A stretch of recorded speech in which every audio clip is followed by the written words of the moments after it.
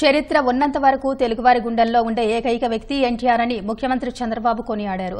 అనుక్షణం తెలుగువారి ఆత్మగౌరవం కోసం తప్పించిన నాయకుడని పేర్కొన్నారు.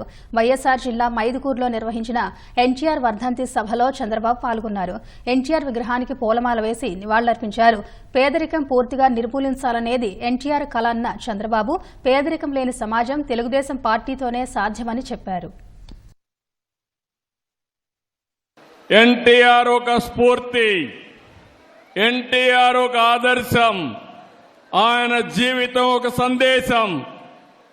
రాజకీయం అంటే పెత్తందారి విధానం కాదు, పేదల జీవితాలు మార్చేది రాజకీయం అని చెప్పి చేసి చూపించిన నాయకుడు ఎన్టీ రామారావు గారు. పేదరికం పూర్తిగా నిర్మూలించాలనేది ఎన్టీ రామారావు గారి కల. నేను ఒకటే చెప్తున్నా, భవిష్యత్తులో జీరో పావర్టీ, పేదరికం లేని సమాజం ఒక్క తెలుగుదేశం పార్టీతోనే సాధ్యం. అది చేసి నిరూపిస్తాం. కరువు సీమ, రాయలసీమ, ఆ రోజు తెలుగు గంగ, హంద్రి నీవ, గాలేరు నగిరి కాలువలు ప్రారంభించి రాయలసీమ రాళ్లసీమ కాదు రతనాల సీమ కావాలని ఫౌండేషన్ వేసిన వ్యక్తి ఎన్టీఆర్. ఈ జిల్లాలో గండికోట ఆయన ఆ రోజు కట్టింది. అన్ని ప్రాజెక్టులు మనం చేసినంతా కూడా ఆయన కట్టినట్టువే. కాంగ్రెస్ పార్టీ ఏం చేయలేదు తమ్ముళ్ళు. నిన్న కూడా ఇరిగేషన్ లో మనమే చేశాం, మళ్లీ హామీ ఇస్తున్నాం. ఇరిగేషన్ లో పెద్ద ఎత్తున ప్రాజెక్టులు కట్టాం, కానీ ఆ ప్రాజెక్టులో ఉండే నీళ్లు వాడుకోలేకపోతున్నాం. ఆ నీళ్లన్నీ కూడా సమర్థవంతంగా వాడుకోవడానికి ఈ కడప జిల్లా నేను అన్ని విధాలా సహకరిస్తానని మీ అందరికీ హామీ ఇస్తున్నా. ఈ జిల్లాలో ఉండే నీళ్లు ఉపయోగించుకోవడానికి అన్ని పనులు చేస్తాను. ఈ కడపలో ఒకప్పుడు మీరు చూస్తే ముఠా కక్షలుండేటివి, చంపుకునే సంస్కృతి ఉండేది. నేను గర్వంగా చెప్పగలుగుతున్నా, ముఠాలను పూర్తిగా అణిచివేసిన పార్టీ తెలుగుదేశం పార్టీ.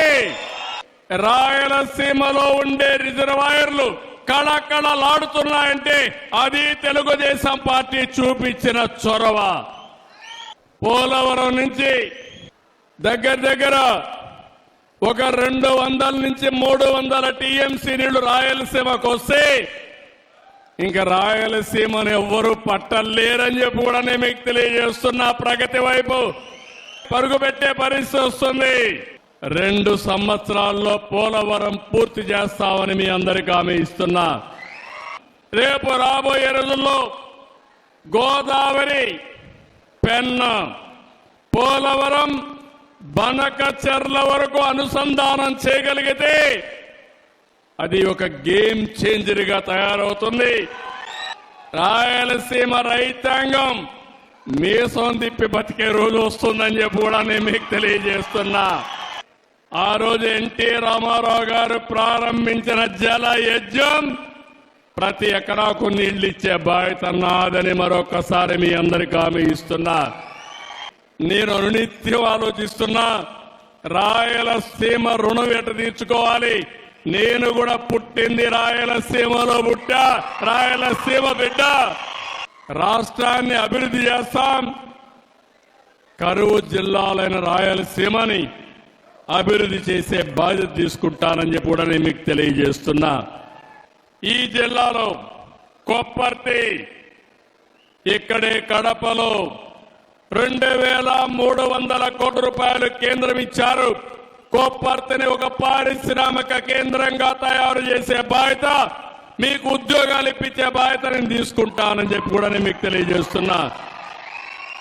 ఇంకో పక్క స్టీల్ ప్లాంట్ కూడా ఉంది, దాన్ని కూడా పర్సూ చేస్తున్నాం. అది కూడా వస్తే ఈ జిల్లా ప్రగతి జరుగుతుంది. ఇంకో పక్క ఇది కాకుండా ఎంఎస్ఎంఈ పార్క్ ఒకటి ఇక్కడ పెట్టే ఇంతకుముందు ఆఫీస్ ఉంది, దాన్ని ఎక్కడా మార్చడం లేదు, ఇక్కడే ఉంటుందని కూడా మీ అందరికీ హామీ ఇస్తున్నా.